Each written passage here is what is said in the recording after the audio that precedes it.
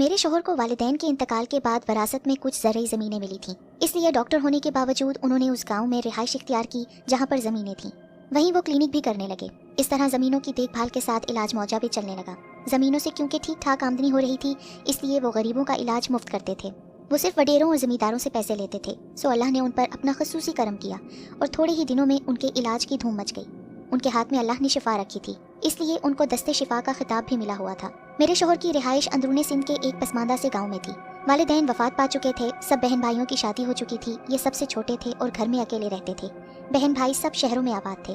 سن 1960 کی دہائی تھی جب میری ان سے شادی ہوئی۔ میں کراچی سے شادی ہو کے اس چھوٹے سے گاؤں میں گئی تھی جہاں بجلی کی سہولت بھی نہیں تھی۔ شروع میں تو بہت پریشانی ہوئی، مگر میں پھر عادی ہو گئی۔ ویسے میں یہاں زمیندارانہ ٹھاٹ سے ہی رہ رہی تھی۔ جب ہمارے بچے ہوئے اور ان کی پڑھائی کا وقت آیا تو ہم قریبی شہر میں منتقل ہو گئے۔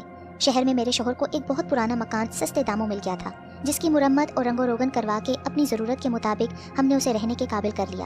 یہ گھر گاؤں کی حویلی کی طرح بڑا تو نہیں تھا، مگر پھر بھی بہت کشادہ اور 2 منزلہ بنا ہوا تھا۔ گاؤں سے کھانا پکانے اور بچوں کو سنبھالنے کے لیے ماسی سگراں اور باہر کے کام کاج کے لیے ایک چھوٹا لڑکا علی گوہر ہمارے ساتھ آیا تھا۔ ہم نے نوکروں کو رہائش اوپر کے کمروں میں دی تھی۔ میری اصل کہانی اس گھر سے شروع ہوتی ہے۔ ایک دن ماسی سگراں کی اوپر والی منزل سے زور زور سے چیخنے کی آواز آئی تھی، بی بی دروازہ کھولو۔ علی نے باہر سے دروازہ بند کر دیا ہے۔ علی سے ماسی کی نہیں بنتی تھی، وہ اسے اکثر اپنی شرارتوں کا نشانہ بنائے رکھتا تھا۔ اس وقت وہ باہر سودا لینے گیا ہوا تھا، اس لیے ماسی کے پکارنے پر میں ہی جلدی سے اوپر گئی، مگر دروازے پر تو باہر سے کوئی کنڈی نہیں لگی تھی۔ میں سمجھی دروازہ تیز ہوا کے باعث بند ہونے سے جام ہو گیا ہوگا۔ میں نے بہت زور لگایا مگر دروازہ کھل ہی نہیں رہا تھا۔ اتنے میں علی بھی آ گیا۔ اس نے سمجھا کہ ماسی نے اندر سے کنڈی لگا لی ہے، مگر وہ بھی کھلی تھی۔ دروازہ باہر سے بند ہے، اندر سے نہیں۔ مجھے کچھ خطرے کا احساس ہوا تو میں نے فوراً آیت الکرسی کا ورد شروع کر دیا۔ اس کے بعد جیسے ہی علی نے دروازے کو ہاتھ لگایا، وہ آسانی سے کھل گیا۔ میں نے ماسی کو اس بارے میں کچھ نہیں بتایا تھا کہ وہ ڈر نہ جائے، وہ اسے علی کی شرارت ہی سمجھ رہی تھی۔ جب میں اس گھر میں شفٹ ہوئی تھی تو مجھے گھر کی فضا عجیب بھاری سی محسوس ہوئی تھی، لیکن میں کچھ سمجھ نہیں سکی تھی۔ چونکہ میں صوم و صلات کی بچپن سے ہی پابند تھی اور روزانہ 4 کل آیت الکرسی اور منزل پڑھ کر گھر پر دم کرتی رہتی تھی، اس لیے مجھے ڈر تو محسوس نہیں ہوتا تھا، مگر کچھ انجانا سا احساس ہوتا جیسے کوئی اور بھی یہاں موجود ہے۔ دوسری بار جو واقعہ پیش آیا اس سے مجھے یقین ہو گیا کہ یقیناً کوئی اور مخلوق بھی یہاں رہائش پذیر ہے۔ اس دن ماسی کچھ سامان نکالنے اسٹور میں چلی گئی تھی۔ جیسے ہی اس نے کوٹھڑی کا دروازہ کھولا، چیختی چلاتی بھاگتی ہوئی آئی، بی بی اسٹور میں ایک بہت بڑی بلا بیٹھی ہے۔ وہ ڈر کے مارے کانپتی ہوئی بول رہی تھی۔ کیا ہے ماسی، چلو تو میرے ساتھ، میں دیکھنے کے لیے اٹھی۔ نہیں بی بی آپ نہیں جائیں، وہ بہت بڑا ہے۔ ماسی مجھے بھی روک رہی تھی۔ ارے ڈرو نہیں، میں یہ کہہ کر آگے بڑھی اور جیسے ہی میں نے اسٹور کا دروازہ کھولا تو دہشت سے بے ہوش ہوتے ہوتے بچی۔ میں تو عورت تھی، اگر کوئی مرد بھی ہوتا تو بھی حواس کھو بیٹھتا۔ ایک بہت بڑا سیاہ رنگ کا سانپ کنڈلی مارے بیٹھا تھا۔ وہ اتنا بڑا تھا کہ پوری کوٹھڑی کو گھیرے میں لیے ہوئے تھا۔ میں نے جلدی سے دروازہ بند کر دیا اور آیت الکرسی پڑھنے لگی۔ پھر میں نے بزرگوں سے سنی ہوئی بات کو آزمانا چاہا اور زیر لب یوں گویا ہوئی، آپ جو کوئی بھی ہیں، آپ کو حضرت سلیمان علیہ السلام کا واسطہ یہاں سے چلے جائیں، ورنہ آپ کے نقصان کی میں ذمہ دار نہیں ہوں گی۔ یہ کہہ کر میں نے کوٹھڑی کا دروازہ کھول کر جھانکا، جبکہ ماسی حواس باختہ ہو کر مجھے روک رہی تھی، مگر اب تو وہاں پر کچھ بھی نہیں تھا۔ میں نے دروازہ پورا کھول دیا اور ماسی سے کہا، دیکھو یہاں تو کچھ بھی نہیں ہے۔ پھر میں نے اس کا ڈر ختم کرنے کے لیے کہا، شاید روشن دان سے کسی چیز کا سایہ آ رہا ہوگا، یہ دیکھو روشن دان میں رسی لٹک رہی ہے۔ ماسی نے ڈرتے ڈرتے اندر جھانکا اور بولی، سایہ اتنا بڑا تھوڑی ہوتا ہے، وہ تو سچ مچ کا ناگ تھا، پھن اٹھائے ہوئے تھا، میں نے اپنی آنکھوں سے دیکھا تھا، اس کی لال لال زبان بھی نکل رہی تھی، وہ اندر کہیں چھپا ہوگا۔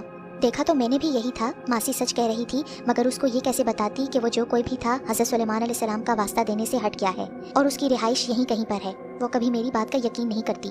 میں نے دروازہ بند کرتے ہوئے کہا، اچھا شام کو جب ڈاکٹر صاحب آئیں گے تو وہ کسی کو بلا کر اچھی طرح چیک کر لیں گے کہ کوئی بل یا سراغ تو کوٹھڑی میں نہیں ہے۔ دوسرے دن ڈاکٹر صاحب نے کوٹھڑی خالی کروا کے اچھی طرح دیکھ لیا، مگر وہاں پر کوئی سراغ نہیں تھا، نہ کوئی بل تھا۔ پھر بھی انہوں نے دیواروں اور فرش کو دوبارہ کھرچ کر پلستر کروا دیا تھا۔ ماسی اب بھی اس کوٹھڑی یعنی اسٹور میں جانے کو تیار نہیں تھی، اس لیے ہم نے کچن کے ساتھ جو خالی جگہ تھی وہاں پر اسٹور بنوا دیا تو اسے اطمینان ہوا۔ اب مجھے یقین ہو گیا تھا کہ اس گھر میں کوئی اوپری چیز ضرور ہے جو اپنی موجودگی کا یقین دلا کر ہمیں گھر چھوڑ جانے پر مجبور کر رہی ہے۔ میں نے ایک دن ڈاکٹر صاحب سے اس موضوع پر بات کی اور بتایا کہ کچھ غیر معمولی واقعات ہو رہے ہیں، اس کا مطلب ہے یہاں پر کچھ ہے، کہیں ہم لوگوں کو کوئی نقصان نہ پہنچے، بہتر ہے کہ آپ دوسرا گھر دیکھ لیں۔ انہوں نے مجھے جو جواب دیا تھا اس کے بعد میں نے اپنی زبان بند کر لی تھی۔ مجھے معلوم تھا وہ میری بات پر کبھی یقین نہیں کریں گے۔ تم پڑھی لکھی ہو کر جاہلوں والی باتیں کر رہی ہو، اس سے پہلے بھی تو اس گھر میں لوگ رہتے تھے، وہ بھی میرے دوست تھے، انہوں نے تو کبھی ایسی شکایت نہیں کی۔ یہ انسان کی نظر کا دھوکہ ہوتا ہے، جو معمولی چیز بھی انوکھی اور غیر مرئی نظر آنے لگتی ہے۔ ڈر اور خوف کی حالت میں انسان جو سوچتا ہے ویسا نظر آنے لگتا ہے۔ میں ڈاکٹر ہوں اور میں نے نفسیات بھی پڑھی ہے۔ میڈیکل کی تعلیم میں انسانی نفسیات بھی پڑھائی جاتی ہے۔ اتنا طویل لیکچر سن کے مجھے خاموش ہی ہونا پڑا، لیکن چند دنوں بعد میرا پھر ایک ایسے ہی واقعے سے واسطہ پڑا تھا۔ ان دنوں تفریح کا کوئی اور ذریعہ تو تھا نہیں سوائے اس کے کہ وڈیرے اور زمیندار یا تو شکار کھیلنے جاتے تھے یا سینما ہال جا کر فلم دیکھتے۔ ڈاکٹر صاحب یعنی میرے شوہر بھی فلموں کے شوقین تھے اور ہر نئی فلم دوستوں کے ساتھ جا کر ضرور دیکھتے تھے۔ ان دنوں ماسی چھٹی لے کر اپنی بیٹی کے گھر گئی ہوئی تھی۔ علی کی بھی طبیعت خراب ہو گئی تو وہ بھی گاؤں چلا گیا۔ میں بچوں کے ساتھ گھر میں اکیلی تھی۔ اس روز میرے شوہر کا فلم دیکھنے کا پروگرام بن گیا۔ ان کی کلینک ابھی تک گاؤں میں تھی۔ وہ صبح جاتے تو شام کو واپسی ہوتی، اس لیے آخری شو یعنی 9 سے 12 والی ٹکٹیں خریدتے۔ ان کا پروگرام آخری شو دیکھ کر آرام سے سونے کا ارادہ تھا، کیونکہ دوسرے دن اتوار تھا۔ ان دنوں رات کو دیر تک جاگنے کا رواج نہیں تھا، لوگ جلدی سوتے اور جلدی اٹھتے تھے، اسی لیے سرے شام ہی سناٹا چھا جاتا تھا۔ ڈاکٹر صاحب کا یہ پروگرام تھا کہ وہ گیٹ کو باہر سے تالا لگا کر چلے جائیں گے تاکہ مجھے اٹھ کر دروازہ کھولنا نہ پڑے اور میری نیند خراب نہ ہو۔ مجھے بھی ان کی تجویز پسند آئی اور بچوں کو کھانا وغیرہ کھلانے کے بعد ان کو سلا کر خود بھی سو گئی۔ معلوم نہیں اس وقت کیا ٹائم ہوا تھا کہ ایک انجانے سے شور کی وجہ سے گہری نیند سے میری آنکھ کھل گئی۔ میں نے غور کیا تو بیٹھک والے کمرے سے بنبناہٹ جیسی آواز آ رہی تھی، جیسے کوئی سرگوشیوں میں باتیں کر رہا ہو۔ اس کے ساتھ چائے کی پیالی رکھنے اور اٹھانے کی آواز بھی آ رہی تھی۔ چھت کا پنکھا بھی چلتا ہوا محسوس ہو رہا تھا۔ اس کا مطلب تھا کہ میرے شوہر فلم دیکھ کر واپس آ گئے تھے اور خود ہی چائے بنا کر دوستوں کو پلا رہے تھے۔ مجھے اس لیے نہیں اٹھایا ہوگا کہ میری نیند نہ خراب ہو۔ میں مطمئن ہو گئی، مگر کچھ دیر بعد مجھے سخت پیاس محسوس ہوئی تو مجھے پانی پینے کے لیے اٹھنا پڑا۔ میں نے یوں ہی بیٹھک کی کھڑکیوں سے جھانکا تو مجھے حیرت کا زبردست جھٹکا لگا اور وہاں کوئی بھی موجود نہیں تھا، جبکہ وہ سب آوازیں میں نے صاف طور پر سنی تھیں۔ میں حیرت زدہ کھڑی تھی کہ گھر کا مرکزی دروازہ کھلنے کی آواز آئی اور میرے شوہر آتے ہوئے نظر آئے۔ تم ابھی تک سوئی نہیں؟ مجھے وہاں کھڑا دیکھ کر انہوں نے پوچھا۔ ارے میں تو سو رہی تھی پر پانی پینے کے لیے ابھی اٹھی ہوں، میں نے جواب دیا۔ میں سمجھی شاید وہ اپنے دوستوں کو دروازے سے باہر تک چھوڑنے گئے ہوں گے، اس لیے میں نے پوچھا، آپ کب آئے؟ کیا تھوڑی دیر پہلے بھی آئے تھے؟ نہیں تو، مگر تم کیوں پوچھ رہی ہو؟ ڈاکٹر صاحب نے کچھ حیرت سے پوچھا۔ اس لیے کہ مجھے بیٹھک سے باتوں کی آواز آ رہی تھی اور ایسا محسوس ہو رہا تھا جیسے آپ اپنے دوستوں کے ساتھ چائے پی رہے ہوں۔ ارے نہیں بھائی، چائے تو میں باہر سے ہی پی کر آیا ہوں، تم نے کوئی خواب دیکھا ہوگا۔ مجھے معلوم تھا کہ میں کچھ بھی کر لوں میرے شوہر کبھی نہیں مانیں گے کہ میں نے بقائم و ہوش و حواس خود اپنے کانوں سے وہ آوازیں سنی تھیں، اس لیے میں خاموش ہو گئی تھی۔ اور ساتھ ہی میں نے یہ بھی سوچ لیا تھا کہ اس صورتحال کا مجھے اکیلے ہی مقابلہ کرنا ہے۔ اس دن میں اوپر کے پورشن میں کسی کام سے گئی تھی۔ ماسی سگرا بھی اوپر ہی تھی، وہ مجھ سے باتیں کرنے لگی۔ عصر کا وقت ہوا چاہتا تھا۔ اس نے کہا، بی بی آپ نماز پڑھ لیں تو میں چائے بناتی ہوں۔ وہ یہ کہہ کر نیچے چلی گئی تھی۔ میں بھی اٹھنے کا ارادہ کر ہی رہی تھی کہ وہ پلنگ جس پر میں بیٹھی ہوئی تھی اچانک تیزی سے اوپر اٹھنا شروع ہو گیا۔ تھوڑی دیر تک تو میری سمجھ میں کچھ نہیں آیا، پھر یک دم مجھے خطرے کا احساس ہوا کیونکہ پلنگ اب برابر والے کمرے کی چھت کے قریب اوپر تک چلا گیا تھا۔ میرے یہاں ان دنوں چوتھے بچے کی آمد تھی۔ مجھے یہ خوف محسوس ہوا کہ اگر پلنگ تیزی سے نیچے گرتا ہے تو مجھے اور میرے ہونے والے بچے کو یقیناً نقصان پہنچے گا۔ تو میں نے جلدی جلدی قرآنی آیتوں کا ورد شروع کر دیا۔ سورہ فلق، سورہ ناس پڑھتے ہی پلنگ بہت آہستہ اور آرام سے فرش پر آ لگا اور اس کے نیچے سے شیر کی جسامت کا کالا بلا نکل کر میری آنکھوں کے سامنے دیکھتے ہی دیکھتے غائب ہو گیا۔ اس کا مطلب یہ تھا کہ اب مقابلہ واقعی شروع ہو گیا ہے۔ اس گھر میں کوئی ایسی پراسرار مخلوق بھی ہے جو مختلف بھیس میں میرے سامنے آ کر مجھے ڈرا رہی ہے۔ ان کا مقصد شاید مجھے یہاں سے نکالنا تھا، لیکن ابھی تک کوئی نقصان نہیں پہنچایا تھا۔ میں نہ کوئی عالم فاضل تھی نہ عامل کامل، مگر میں اللہ کی ایک ادنا بندی اتنا ضرور جانتی تھی کہ ان چیزوں سے جو ڈرتے ہیں انہی کو وہ ڈراتے ہیں۔ میں نڈر واقع ہوئی تھی۔ پھر مجھے اللہ اور اس کے کلام پر پورا یقین تھا، اس لیے مجھے غیبی مدد مل رہی تھی اور مجھے اور گھر کے دوسرے افراد کو کوئی نقصان نہیں پہنچا تھا۔ اور دوسری بات جو میری سمجھ میں آ رہی تھی وہ یہ کہ وہ مخلوق جو کوئی بھی تھی مجھے نقصان پہنچانا نہیں چاہتی تھی۔ شاید وہ نیک جنات تھے۔ بہرحال اچھے اور برے تو سبھی ہوتے ہیں۔ اس دفعہ بھی میرے یہاں بیٹا ہوا اور میں 3 بیٹوں اور ایک بیٹی کی ماں بن گئی۔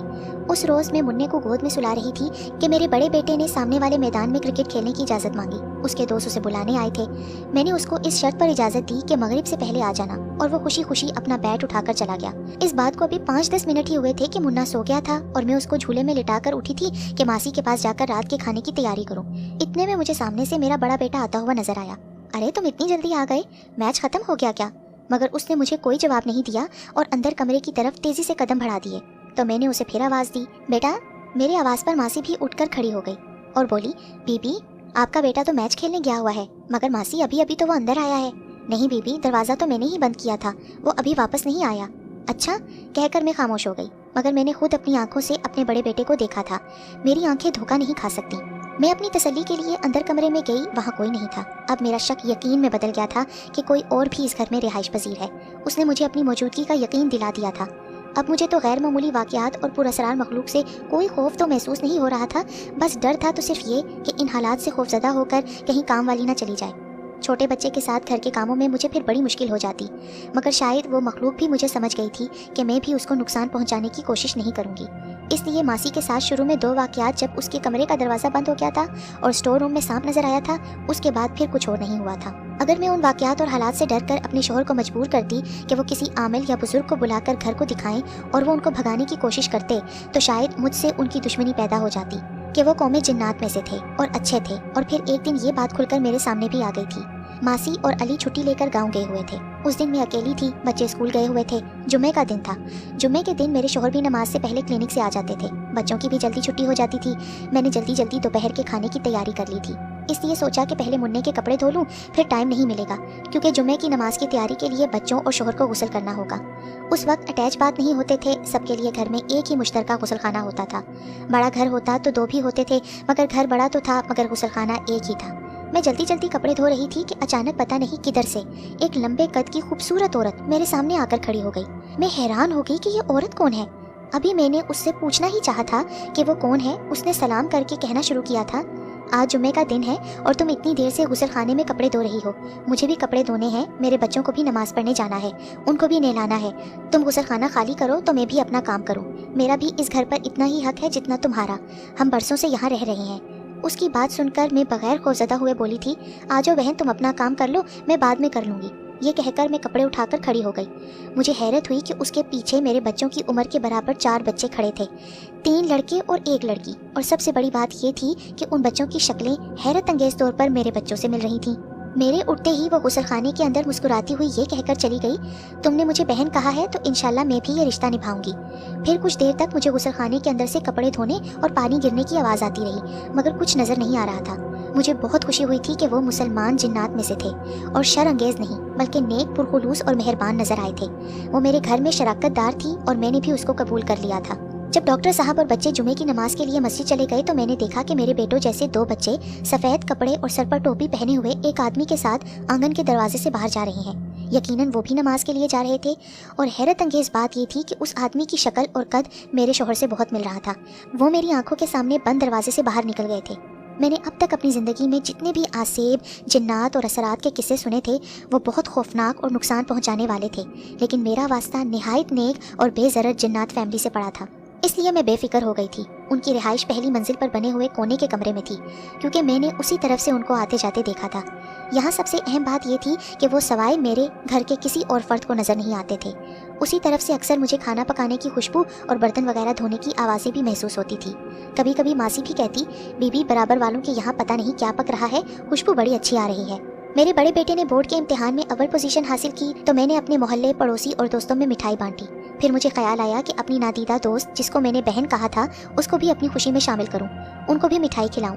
میں نے اپنے بڑوں سے سنا تھا کہ جنات اخروٹ کی مٹھائی کھاتے ہیں، تو میں نے اپنے شہر کی سب سے بڑی اور بہترین مٹھائی کی دکان سے اخروٹ کی مٹھائی منگوائی اور ڈبہ لے جا کر اس کمرے کے دروازے کے سامنے رکھ دیا۔